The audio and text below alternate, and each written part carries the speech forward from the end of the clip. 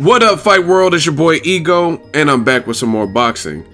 Now, I just got back from the boxing gym, putting in work, grinding, trying to just get you guys some new content. Talk to actual fighters, get off my ass. And I had to make a video. Shout out to my dude Jeff. He's the one that actually sent me this, and I'm going to read a tweet from ESPN's Dan Rayfield. It's a dialogue between the two, right? And this is just crazy. It's regarding Pacquiao versus Jeff Horn. And King Corleone said, at Dan Rayfield, so you're not going to bash Manny Pacquiao, and he mentioned Manny Pacquiao's handle, versus Jeff Horn. That's not really a fight that hits your outrage spot, huh? Dan Rayfield, his verified page, that's what the blue check mark is, says, King Corleone, nope. Because if he's fighting in Australia, it actually makes sense there. And then he responded, Dan Rayfield, the welterweight division is stacked with names and talent, and this makes sense? Question mark. Now, I almost went Ego Velli on this video, but I decided it's not even needed. Dan Rayfield, he blocked me last year sometime. I don't know why, but it is what it is. This is what I'm talking about. Some people get on my channel like, oh man, you're not giving him a fair shake. You're biased. Yet, the big box media, not all of them, but a lot of them put out stuff like this. Clear propaganda.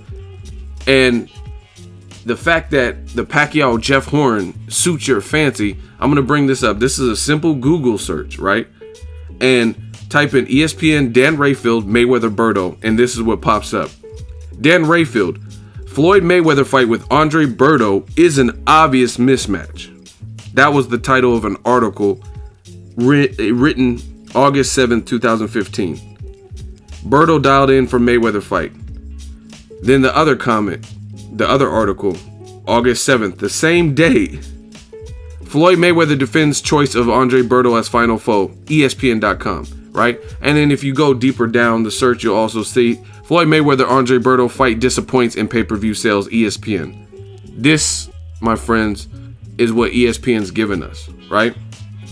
Their lead chief editor or writer, whatever his actual position, job title is, when Rigondeaux fights is boring. He put me to sleep. That's why him and Rigondeaux are going back and forth, and Rigondeaux called him names and stuff like that.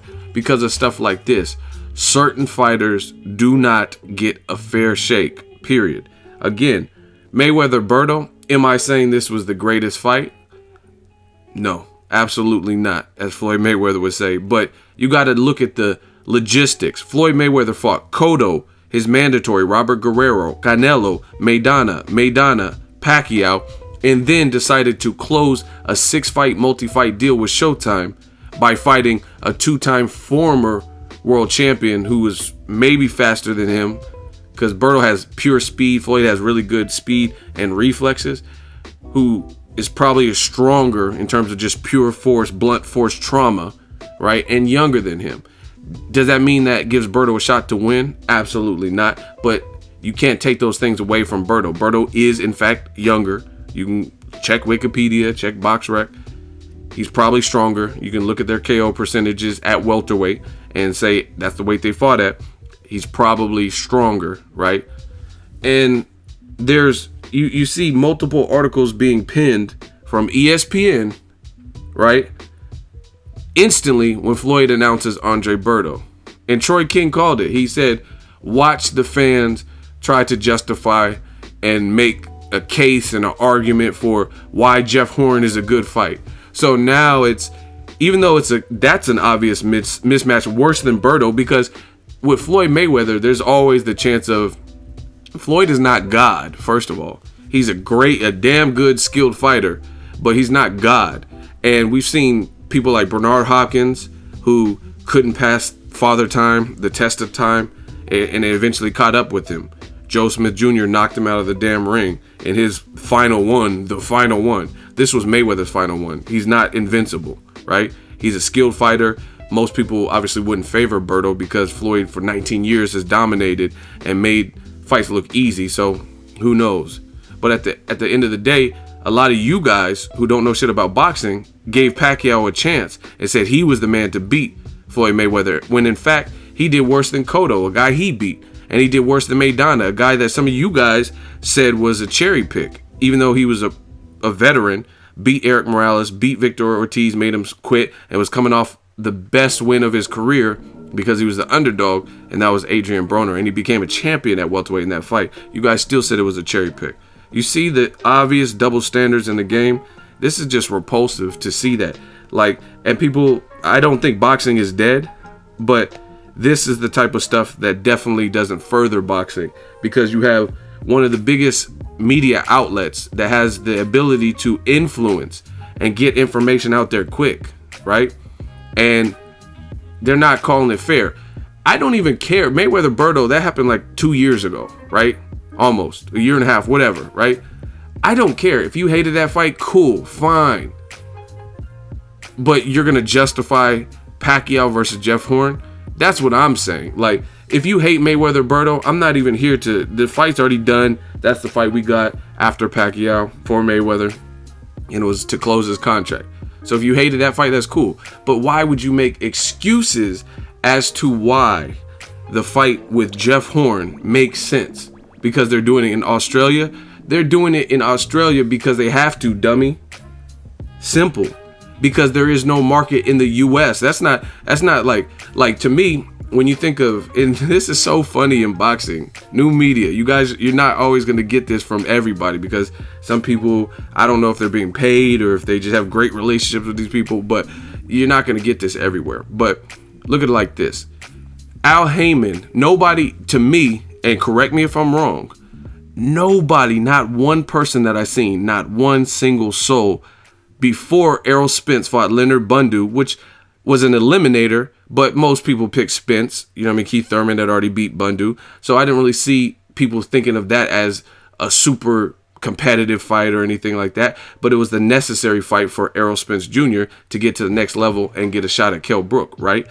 I don't remember one single video where someone predicted that particular fight would have 6 million viewers in total cable viewership on NBC, right?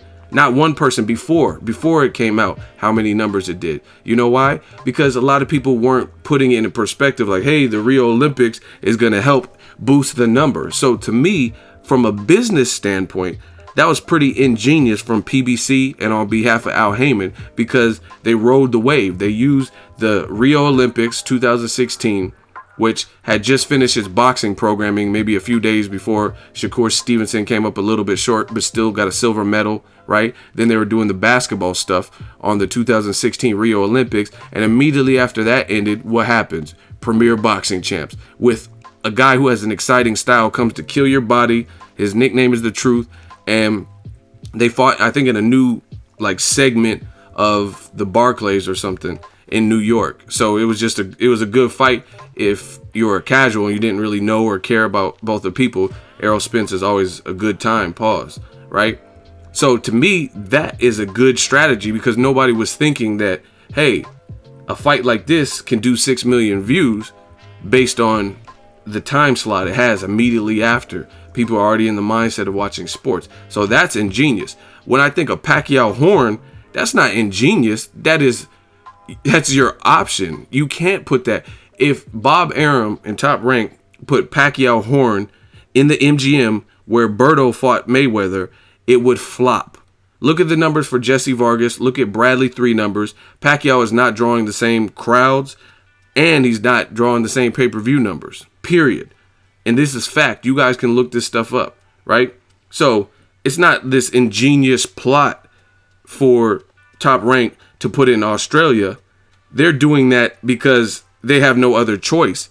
Nobody in America really even knows Jeff Horn, right? So you have to put him in his homeland where he's from. Point blank, period. How you going to put him in America and people are bashing the fight, saying this is not what we wanted. We wanted Crawford. We wanted Thurman Garcia winner, Broner, anybody, right? So I don't even look at this as some Dan Rayfield of ESPN. He's making it sound like this was some great marketing. Yeah, it makes a lot of business sense.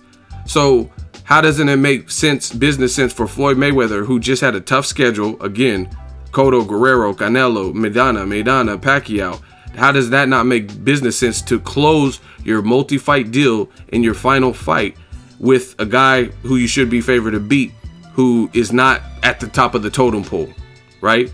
To fulfill your contract and collect your chips and get out the game. And if you want to renegotiate and come back to fight, then they're going to have to cash you out. How is that not good business or bar? But they don't tell you that. ESPN is not going to say that. They're going to say, oh, this fight, it didn't do what it was supposed to, and this fight doesn't make any sense, and why is Floyd mentioning Berto and Kareem Mayfield as final opponents? Yet, you guys see the proof in this video. He's saying, Dan Rayfield is saying, hey, guess what? Nope, I'm not mad at Pacquiao Horn because he's fighting in Australia, and it makes sense there. This is unbelievable, man. And this is what you guys, you come to my page and be like, oh yeah, man, you're being biased. I don't know what you call this. Again, if you hate a Mayweather-Berto, fine. But if that's your train of thought, like mismatches should get no love and you're this big, harsh badass, then why wouldn't it be consistent where you see another mismatch and you shouldn't be okay with that? But only in boxing, people want to pick and choose based on who they like, based on what company is promoting it. People know Pacquiao Jeff Horn is not the fight that anybody has been requesting. Point blank, period. Right? You guys can laugh. I would rather see Pacquiao fight Berto. He just knocked out Victor Ortiz. I just seen him not too long ago. He's in shape.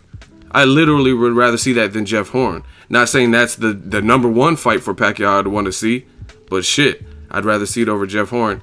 Let me know what you guys think of these double standards. Just utterly ridiculous. Drop it in the comment section. Make sure you share the video, like the video. As always, hate, comment, and subscribe. Till next video is Ego signing off. So Pacquiao should get no fucking leeway. Why not? How are you claiming to be the best in his era and you fighting somebody that nobody's ever heard of? It makes You never heard of Jeff Horn? I never heard of Jeff Horn. I will fuck Jeff Horn up.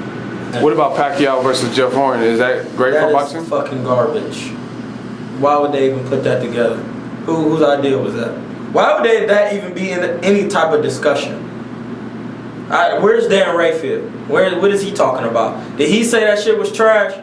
See, niggas were quick to talk about when Floyd picks an opponent and who ain't gonna watch Andre Ward ever again, another fight ever. But then when you put Pacquiao against Jeff Horn, that shouldn't even be a discussion.